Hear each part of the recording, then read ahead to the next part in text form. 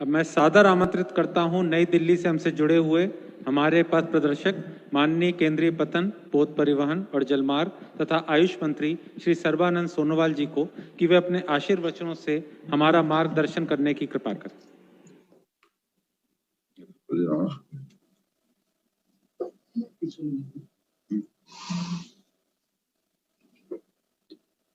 Namaskar. Respected Mansukh Mandavia ji,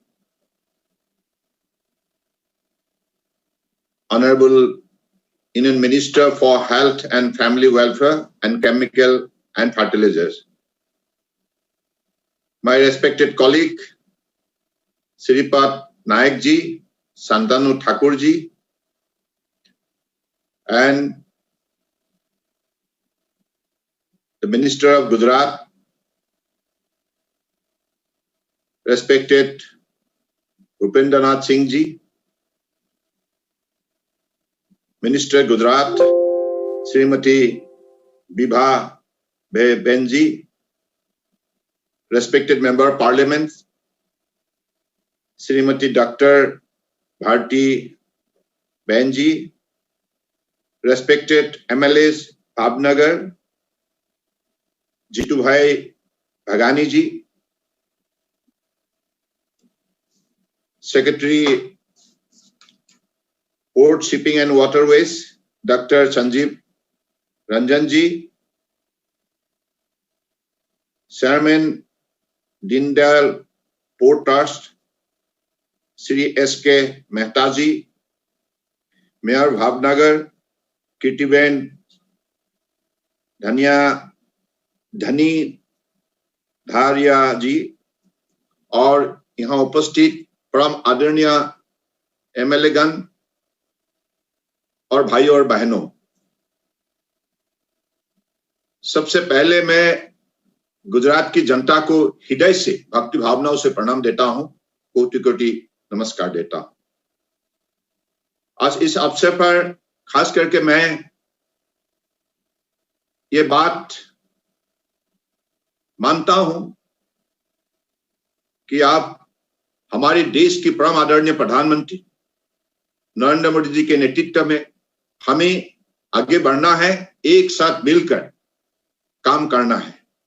हर संकट की घड़ी पर हम एक साथ मिलकर लड़ी। टीम इंडिया की हमारे कैप्टन है माननीय प्रधानमंत्री नरेंद्र मोदी जी और उन्हीं की कैप्टनशिप पर हमको एक साथ मिलकर सुबह शाम मेहनत करनी है और हर संकट से देश की जनता को राहत देना है और उन्हीं के नेतृत्व में हिंदुस्तान को दुनिया के सर्वश्रेष्ठ राष्ट्र के हिसाब से खड़ा करनी है। तो यही है हमारा सबके लक्ष्य। और आज मैं विशेष रूप से मनसुख भाई को धन्यवाद देता हूं। आप मेरे परम मित्र ही नहीं, आप देश के एक सुपुत्र भी है। आपने अपनी कार्यकाल में जो महत्वपूर्ण कदम दीनदयाल पोर्ट ट्रस्ट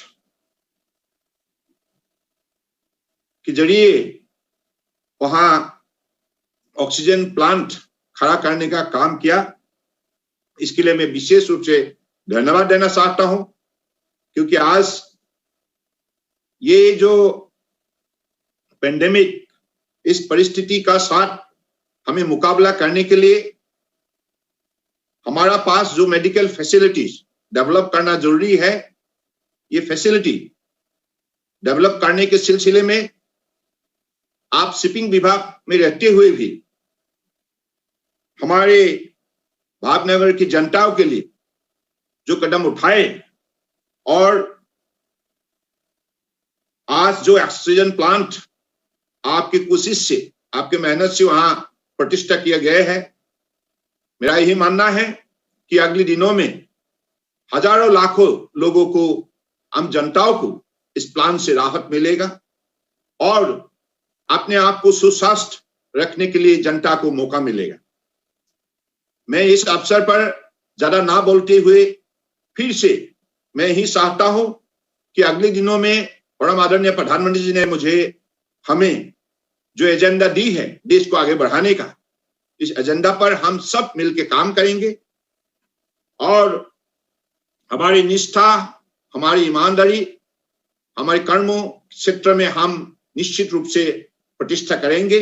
इसी शब्दों का साथ फिर से मैं गुजरात की जनता को हृदय से, भक्ति भावना से कोटि कोटि प्रणाम देते हुए, आप लोगों से आशीर्वाद मांगते हुए मैं अपने भाषण को विराम देता हूं।